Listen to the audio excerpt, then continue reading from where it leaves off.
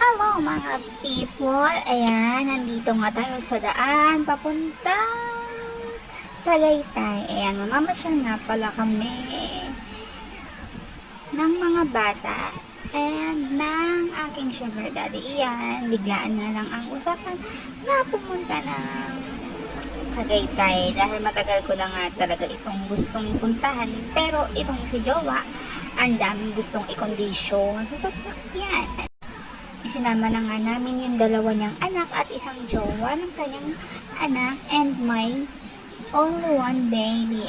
Sobrang haba nga, di ba, ng aming biyahe. Paminsan-minsan kumala din kayo pag may time. Ayan, narating na nga namin ang Tagaytay Circle. Did you see it? So, Tagaytay na nga ito mga mare, di ba?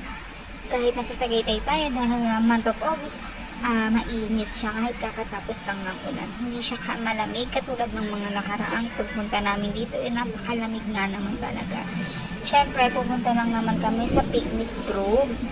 Doon lang naman ang balak naman din puntahan at hindi naman na kami nag-isip na pumunta pa sa pinakataas dahil si Jowa ay natatakot na bumaba. Ayan, nakapa. After nga yan, ayan, nasa loob na nga kami. Naninibago ako kasi dati, nung huling punta namin, last December or November, hindi pa siya ganito. Wala siyang ganito. Actually, yung bakal na yan sa gilid, wala yan dati. Binababa namin yan na siguro sira-sira yan, kaya hindi din namin napansin. Ayan, ang ganda lang dito ng view. Ang ganda kasi kitang-kita mo yung Taal volcano. Ayan. Parang feeling ko, nalalayuan ako sa kanya dahil siguro malabo, maulap. Ayan, habang nagbibideo nga ako paakyat niyan at hingal na hingal na nga si Marites nyo, diba?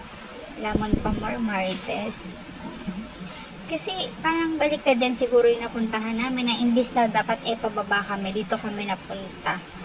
Hindi ko alam kung bakit dito kami nagsimula. Pero tignan mo yung mga nakakasalubong namin. Diba ang way nila papunta dito? So mali nga kami talaga ng pinuntahan. Dapat pala doon kami nagsimula sa kabila. Parang kami lang ata yung nagsisimula dito. Tignan nyo naman. Dati nakakita nyo ba yan? Yung mga puno. Diyan kami naglalakad. Diyan kami umaakyat. Wala pa tong tulay na to. Tapos ang bongga pa dito, guys. Nagulat ako, meron pala ditong hanging bridge. Ayan, nagmamadali ng mga bata at gusto nilang magpunta nga doon sa hanging bridge. Di ba, ang ganda ng view? Dito lang yan sa picnic group. Ako guys, ang entrance na pala dito is 75 per head. Diba? Ang taas na. Sabi ko kay kuya, bakit nung nakaraan pagpasok namin is 50 pesos lang? Bakit nagtaas kaya pagpasok namin? Kaya pala nagtaas, nag-upgrade ng entrance fee dahil po dito sa kanilang panibagong daanan. O diba, nag-picture taking nga muna yung silang apat. O diba, smile. And then, ayan, ako naman ang next dyan, nag-picture, syempre, after that. O yan, pagka mga mag-jowa, pwede dito, lakad-lakad lang kayo hanggang sa hingalin kayo pag uwi tulog, o, diba? Ayan, si Jowa, ang kanyang mata, palikom-likom, walang makitang cheeks. Char. Ayan, ang ganda, guys. Ayan yung mga puno, napaka-gandang pagmasdan, pagka puro puno, diba? Ang sarap sa mata. Ayan, mga magjowa nga naman ang mga nakikitang karamihan dito. Ayan, dyan yung dating daanan. Ayan, dyan pa nga kami, nagdudulas-dulasan pa nga ata kami dyan sa puno. Talagang as in na ito, siguro renovation, under renovation ng time na pumunta kami.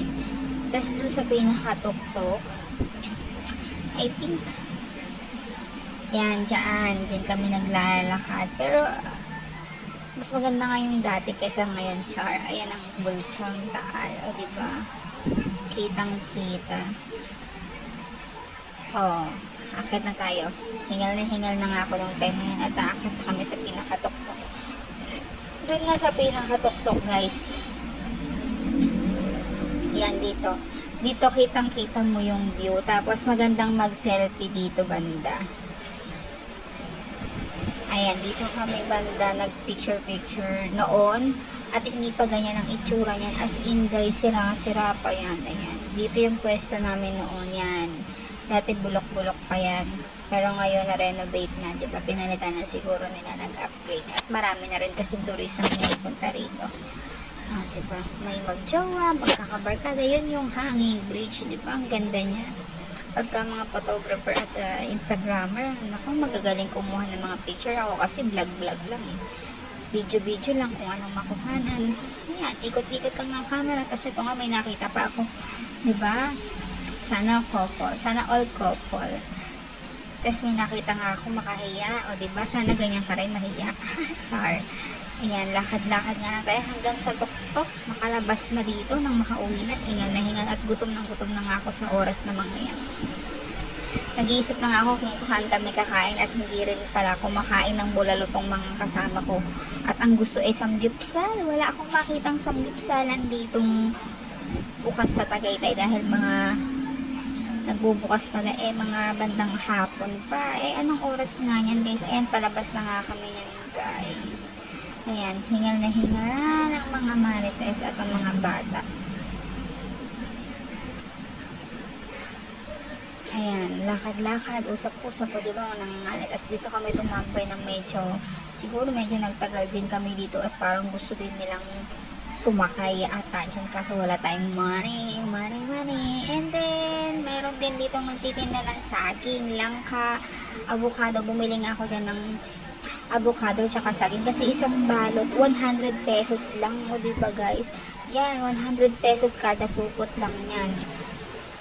Sa tingin ko, tanim nila yan, kaya siguro mura. Pero pagka sa Manila yan, diba guys, ang mahal. O, yan nga, entrance fee. Entrance fee namin is 450 dahil 6 kami, and parking fee is 50 pesos, total of 500. So, yun lang. Lumabas kami dyan mga 9. Pumasok kami siguro mga 8:30. 9:30 lumabas na kami. So, almost 1 hour lang ang tinagal namin. Hindi ko na nga pala na-videohan yan pagka uwi namin. So, siguro nasa road 10 na kami. Ang aming gulong ay lumipad. Awa naman ng Diyos. Wala namang masakit sa amin. So, yan guys. Ang ingay ng sasakyan na dumadaan. Pagpasensyahan nyo na nga pala. Yan lang guys. Thanks for watching.